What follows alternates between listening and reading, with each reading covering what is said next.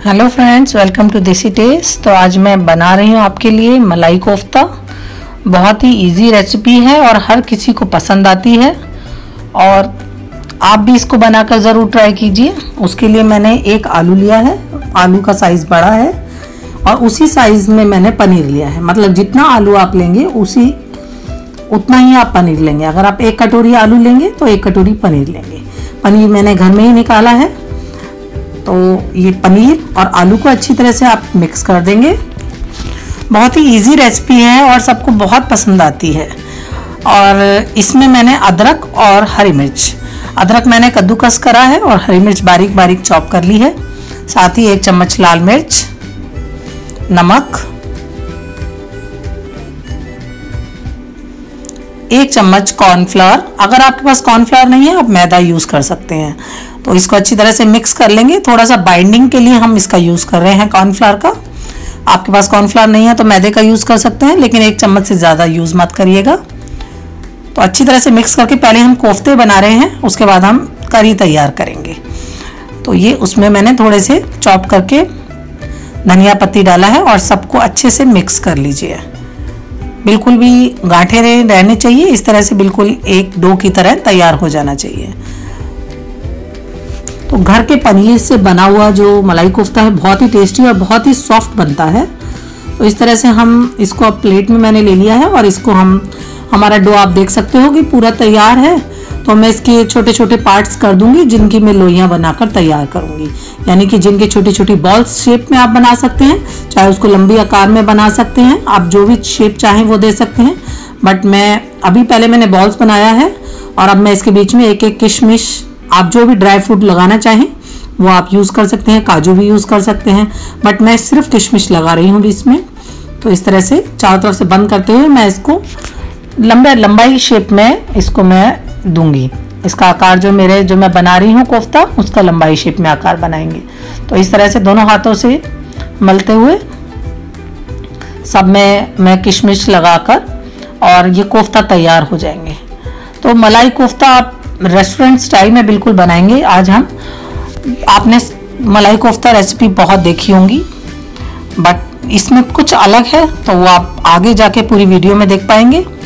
तो अब मैं कोफ्ता मेरे रेडी हो चुके हैं और मैंने गैस ऑलरेडी हीट कर लिया था तेल को और अब फिर लो पे कर दिया है। तेज आंच करके तेज हाई फ्लेम पे जो आप कोफ्तों को मत डालिएगा, वरना कोफ्ते फूट जाएंगे, क्योंकि बहुत सॉफ्ट है हमारे कोफ्ते। तो बस हल्की आंच पे इसको आप फ्राई कीजिए और सुनहरा भूरा होने तक आप इसको फ्राई करेंगे। तो इस तरह से मेरे सारे कोफ्ते फ्राई हो गए हैं। देखिए कितने सुंदर मेरे कोफ्ते बनकर तैयार हैं और देखने में कितने बढ़िया लग रहे हैं। बहुत ही सॉफ्ट कोफ्ते बने हैं। तो चलिए अब ये देखिए, मैं आपको दिखाती हूँ कितने बढ़िया कोफ्ते बनकर के तैयार हुए हैं।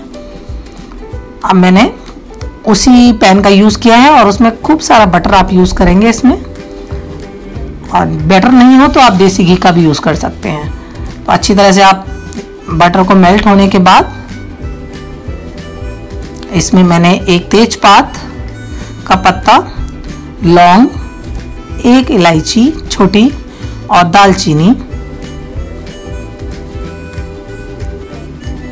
और 1 चम्मच जीरा डालकर अच्छी तरह से सारे मसालों को मिक्स करना है। यानी कि भूनना है, हल्का भूनना है, हमें मसालों को जलाना नहीं है। और उसके साथ ही मैं इसमें 1 बड़ा चम्मच लहसुन जो मैंने बारीक चॉप किया हुआ है वो मैं इसमें डाल रही हूँ। आपके पास अगर लहसुन का और अदरक का पेस्ट हो तो आप वो भी यूज़ कर सकते हैं। साथ ही मैं हरी मिर्च और लहसुन मैं डाल चुकी हूँ और हरी मिर्च और अदरक मैंने अभी पीस करके इसमें डाला है। तो ये मसाले को हम हल्का सा भून लेते हैं।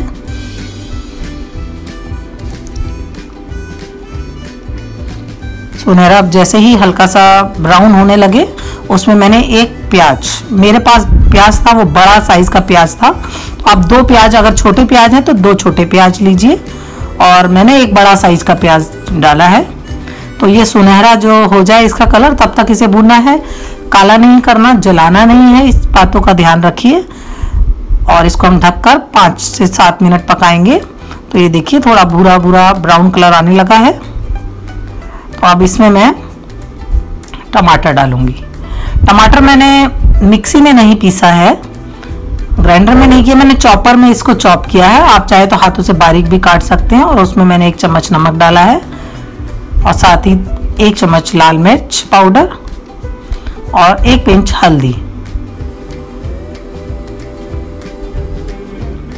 अच्छी तरह से इसको मिक्स कर कर भूनेंगे 5 से 7 मिनट 10 मिनट तक। अच्छे से मसाला हमारा पक जाना चाहिए। तो आप ज़्यादातर ग्रेवी जो इसकी कोफ्ते की बनाते हैं। और ये साथ ही मैं इसमें कसूरी मेथी 1 बड़ा चम्मच जो मैंने हाथों से मसल कर रखी थी वो मैंने इसमें डाली है। तो कसूरी मेथी का फ्लेवर जो उसका एरोमा आता है वो बहुत ही बढ़िया आता है, इसकी खुशबू बहुत अच्छी लगती है। इसे अब हम ढककर पकाएंगे। तो अब ये खोल के मैंने चेक किया है, मेरा मसाला लगभग बन गया है। आप लोग जो ग्रेवी बनाते हैं इसकी कोफ्ते की, उसको मिक्सी में आप पीसते हैं।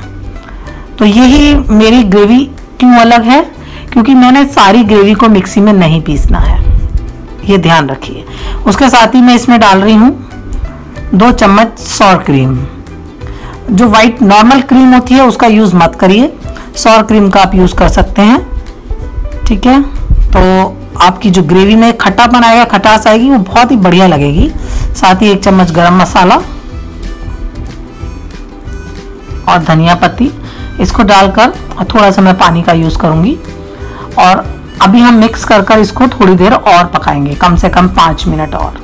तो मसाला हमारा बहुत अच्छा बनके तैयार हो चुका है और खुशबू बहुत अच्छी आ रही है। कसूरी मेथी की खुशबू भी बहुत ही बढ़िया लग रही है। इसको ढक कर के हम 5 से 7 मिनट और पकाएंगे। और उसके बाद मैं इसको आधे पेस्ट को, यानी कि 4-5 चम्मच में इसमें से पेस्ट जो मेरा तैयार हुआ है उसको मैं पीसूंगी।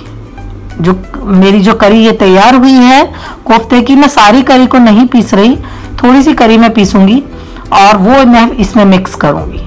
तो ये स्पेशल तरीके से मैं बनाती हूँ और ये मेरे घर में सबको बहुत पसंद आता है। एक बार आप इसको ट्राई ज़रूर करिएगा।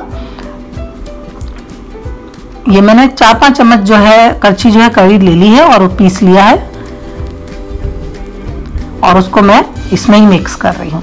तो जब आप इसकी ग्रेवी खाते हैं तो उसमें थोड़ा दरदरापन भी रहता है, जो कि आप बिल्कुल आपको रेस्टोरेंट्स जो अच्छे ढाबे और रेस्टोरेंट स्टाइल में मिलता है। तो आप इसको ज़रूर बना के ट्राई कीजिएगा। और एक बात का और ध्यान रखिए, कोफ्तों को आपको कभी भी पहले से डिप करके नहीं रखना है, वरना कोफ्ते इतने सॉफ्ट होते हैं कि वो फूट जाएंगे। तो ये देखिए कोफ्ते हमारे बनकर तैयार हैं। जब आप खाने लगे तभी गरम गरम ग्रेवी को आप इसके ऊपर डालिए।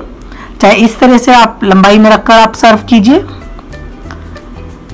चाहे आप किसी भी प्लेट में, कटोरी में, जिसमें भी आपको सर्व करना है कोफ्तों को, कोफ्ते डालकर उसके ऊपर से ग्रेवी डालिए। आप देख सकते हैं मेरी ग्रेवी की थिकनेस कितनी अच्छी है। बिल्कुल मैंने क्रीम की तरह ग्रेवी को नहीं बनाया है जैसे कि शाही पनीर में बनती है ग्रेवी, वरना सारी ग्रेवी एक जैसी लगती है देखने में। बट ये ग्रेवी आप बना के जरूर ट्राई कीजिएगा। आधी ग्रेवी यानी कि 4 से 5 करछी मैंने उसमें से निकाल कर उसको पीसा है और उसको डाला। ये देखिए कितने सॉफ्ट मेरे जो कोफ्ते बने हैं, मैंने आपको काट कर एक दिखाया है। तो आप इसको जरूर ट्राई कीजिएगा इस तरह से बनाना। Thank you friends for watching my videos.